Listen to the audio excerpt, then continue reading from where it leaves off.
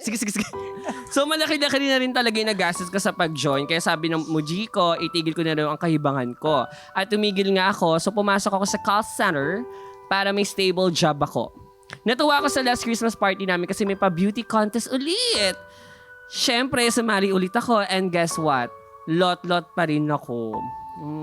Third jerker. Masakit syempre, pero deep inside, gusto ko pa rin maging beauty queen. Now, 24 na ako. Ano pa bang advice nyo? Dapat pang mag-give up na ba ako? Uy, So, ayan yung mga cheek up ang ganda. category. Nata 24 na ako. Oo. Yes. 24 na siya. Bata pa din. Bata pa. Pwede pa. Totoo, Madam Hindi, ang Chair. tanong ko dyan, yung letter sender ba kanina, nasa kang, tsaka itong letter sender, isang tao lang? Hindi ko- Kasi baka may factor yung sa Baka. legs niya. Ay, oo nga, Baka no? napapansin yun. Alam mo naman yung ibang tao, di ba? Chinek nyo ba yung Mababaw. nag-send ng message?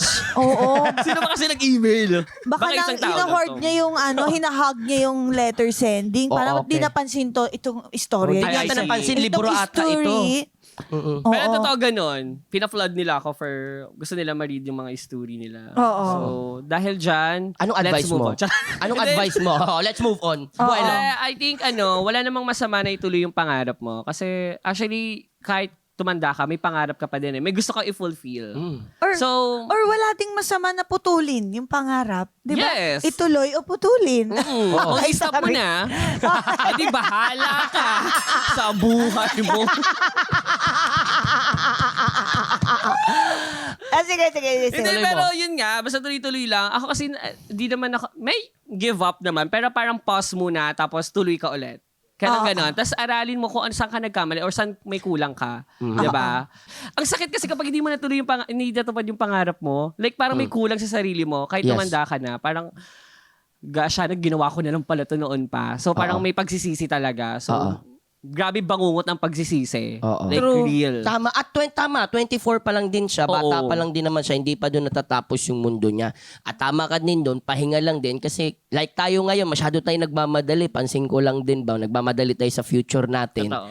Na hindi natin namamalayan na, shucks, pagdating ng na-fail tayo kasi meron tayong expectation. Tapos nandun na tayo, nag-fail.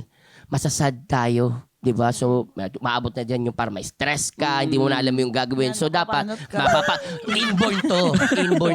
So, yun. So, kailangan din dyan, syempre, automatic dyan, number 1 dyan, yung prayer mo. Dapat, mabisa din talaga. Tapos, yung paniniwala mo sa sarili mo. Yes. At makikinig ka sa mga taong, alam mo yung, may boses din para sa'yo na pinapakinggan mo. Nagkikare talaga Nakikcare sa'yo. sa'yo. Or, ito naman, kabaligtaran naman. Yes. Kung hindi talaga nag-try ka na ng maraming beses, hindi talaga nagpo-push through. Yes. Baka dapat i-explore mo naman yung iba mong Yeah. Tama. mga desires, Gusto ko yan. options.